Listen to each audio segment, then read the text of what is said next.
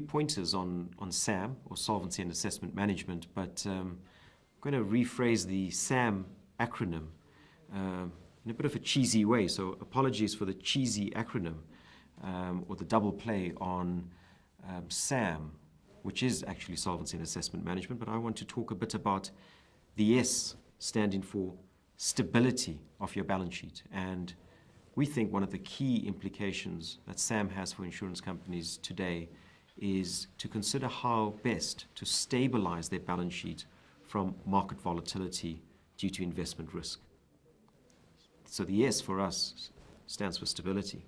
So moving on to the A in SAM, we take that to stand for asset classes. And we think that what SAM does require insurers to do is revisit their asset allocation and which asset classes are they actually invested in, because certain asset classes are more or less efficient under the new SAM regime, which does require you to think critically about the cost of capital that you are holding to invest in all these different asset classes. So for us, Solvency and Assessment Management, or SAM, the A in SAM, could also stand for asset allocation or asset classes. And then finally, we come on to the M in SAM, which stands for mandates. And I think it's quite important, having chosen your asset classes on a net of cost of capital basis, to actually think about how do you construct a mandate in such a way that your asset manager is able to invest in the asset class in a way that takes into account not just your requirements for a good return, but also your requirement to ensure that capital is being optimized.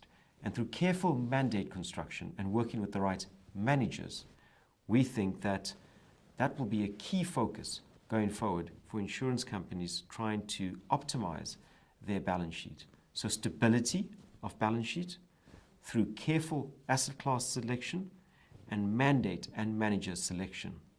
SAM or SAM.